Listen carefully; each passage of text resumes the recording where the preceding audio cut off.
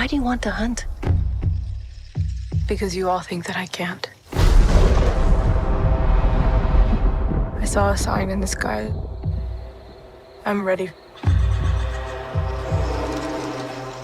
Maui, Nita.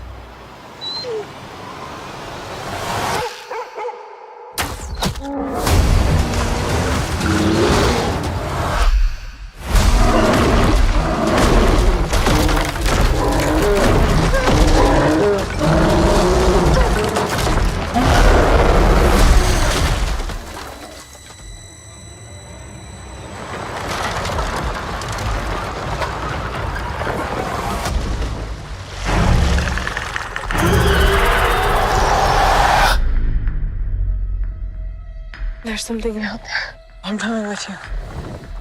You can't. I'm trying to protect you. Protect me from what?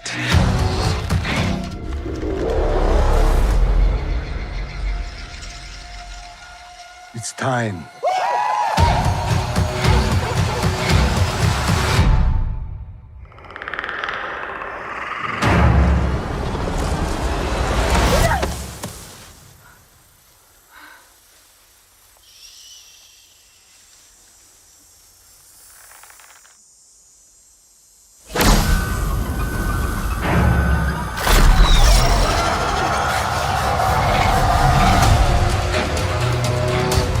It knows how to hunt.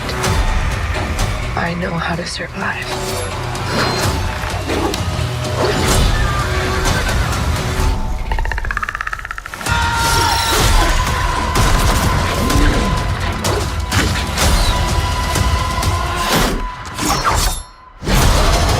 Whatever did this, I can kill it.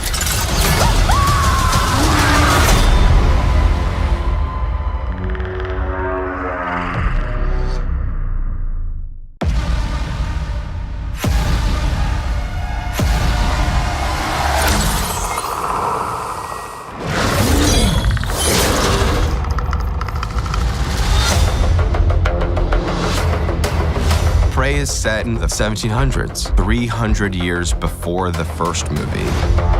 And it is this creature's first time on Earth trying to find the most worthy opponent. The predator's hunting is just for sport. He's here to compete in a game, and he's here to win. We have him. No, he has us. This predator, he's very primal. He's going back to basics. He's coming for us. He's pretty fierce. He's always looking for a fight. But when he looks for his prey, he always goes after the alpha. He hunts with earlier versions of weapons we had seen before, like the net device. And there's the weapons that we haven't seen. This shield that unfurls, and then the cut clamp. This is going to be a fight to the end. To see who is the predator here.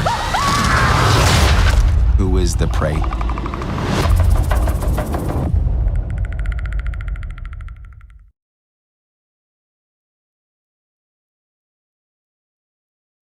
My favorite line, it's the same in English and Comanche. It goes like this. I saw a sign in the sky. I'm ready. What is your favorite line in English? And if you can remember, what is it in Comanche? Tabe, he sees the predator for the first time and he says, "Ora putsakuitap," which means basically that's some crazy doo-doo. And my favorite line in English wasn't your favorite to do, but would be Amber's war cry. Can you give us a little bit more context around that war cry? It would be a spoiler if we were to talk about. Yeah, but I mean, war cries in general are obviously just a part of war culture for natives, and there were female warrior societies, and Comanche people had that as well. So, I mean, it's just kind of a part of battle. My favorite line, it's the same in English and Comanche. It goes like this. Yeah. Whoa! Oh, that was this guy. My Comanche go. That's great. Wow. Thank you. Wait, Amber and Dan, can you do that sound too? I can't, but I can tell you that our sound designer, Chris Terhune, enhanced a lot of the sounds of the Predator are legacy sounds, but he did have to craft some for this movie.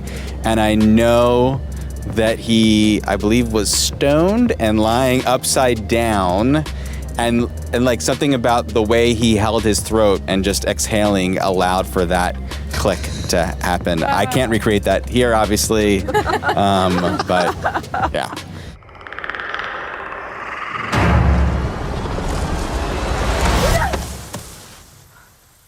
You had intended to withhold the fact that this was a Predator movie up until the release of it. How confident were you that you could possibly like keep that secret up? It really was more of my interest in having a trailer that was really just the first act of the movie, and then you'd see Naru setting out to prove herself and go into the woods and then see a fire up in the sky, and that be it. That's all you would get, and wonder what the heck is that movie. And then eventually later, I never really thought we could actually carry it all the way to release, as amazing as that would have been. But it wouldn't be till later that you would see in another trailer the beat where the bear is lifted up and the blood drips down, reveals the Predator, and we would all go like, oh my God, that's a Predator movie. And I love the bear scene, because when we actually had the bear scene, we were in, that's when all the bears were waking up in Canada. So we had a bear, what was he, a bear guide or bear guard with us, because the bears were waking up and they were hungry. So we had to like kind of be careful, because we shot, outdoors, so that there was like possibility of getting attacked. And oddly enough, his name was Barry. The bear guy's name was Barry. Barry? Yeah, no, legit. I didn't know that. Yeah, he's a good guy. Barry good? Was he Barry very the good? bear guy. He was very good. Amazing. If there were an action figure based on you, what accessories would come with this action figure? Hot Cheetos. Literally, I put Hot Cheetos in Jane's purse like 10 seconds ago because I need them on me all the time. Hot Cheetos and chapstick. Why chapstick? My lips are just always dry. Rice Krispie treats, without a doubt. That's my favorite food of all time. It is a culinary delicacy. Probably my phone and my chef's knife, because I do a lot of cooking. And if there were a fire in my house, forget my hard drives, I'm taking my chef's knife, because I've spent so much time sharpening it, and it's perfect for dicing and slicing vegetables, and that's essentially what I need. So. What is the last meal you cooked with that chef's knife? Oh, I made beef ribs the other day, and I had to chiffonade some basil to put in at the end. So I had a really nice sliver of basil there. Chiffonade, that's the fanciest Predator to ever put credit. Oh, yeah, we get it going over here. Yeah. Probably, I got a 64 Ford I've been kind of working on, this old truck, and so probably the truck and my motorcycle. And my legs would be able to move, so I could get into either one of them. You know what I'm saying? I could push myself around. Oh, you have like spring action legs in your figure. Yeah. And you could pull the motorcycle back like that, and it would go whoosh.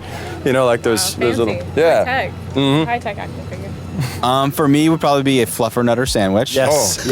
Yes. And strangely, I didn't have this much on this movie because we were outside the whole time. But I usually have a deck of cards with me that I just fidget with, because I'm a big fidgeter, and so in post in the edit room, I was constantly just riffling decks of cards. Interesting. First of all, how about a Pepsi that's real sugar? The real sugar Pepsi. But also, I like to, when we were shooting, I would always wear my knife. I have a little knife sheath that goes around my neck. And remember, I would always wear my knife because we were in the outdoors, and who knows when something would happen.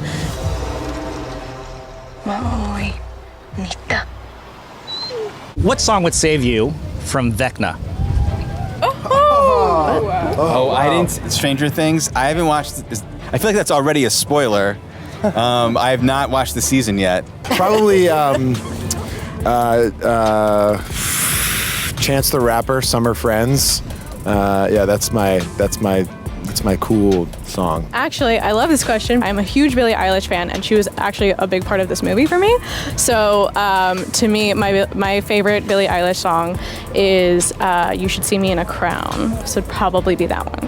For me, man, it would have to be Lukenbach, Texas, Waylon and Willie, man, because the vibe would just be so strong. He would have to join me. That's all I have to say about that.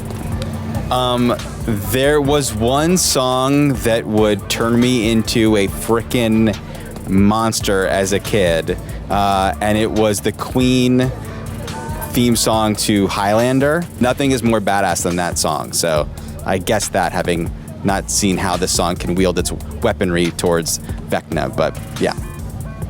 I have no clue, but when I was walking up here, I was thinking of Kid Rock and the song Cowboy. Yeah. And I was like, walking, I was like, and take that ship up and down the coast. I said ship, not, you know. So, you know, but I was thinking about that. So anyway, because I like that song because that's one that really gets you like, cowboy. If you weren't an actor, a director, a creator, what would you do? Fine artist. Woo. Jane is an amazing artist. I do traditional art. I made Amber's earrings. Yes. And my necklace. And then I made a lot of stuff that was on the show. I mean, on our show as well. I'd love to work in video games, possibly MMOs. I want to be a cowboy, baby. You already are. What do you mean? Not wrong.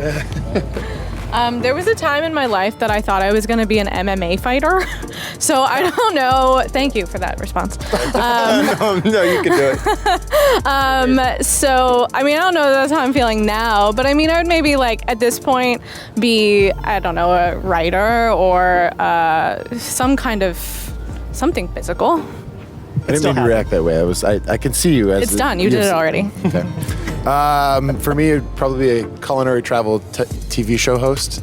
Travel the world, eat food, let people know how it tastes, my environment. It's kind of my goal before acting came about. So maybe there's still hope for me. You think you're ready?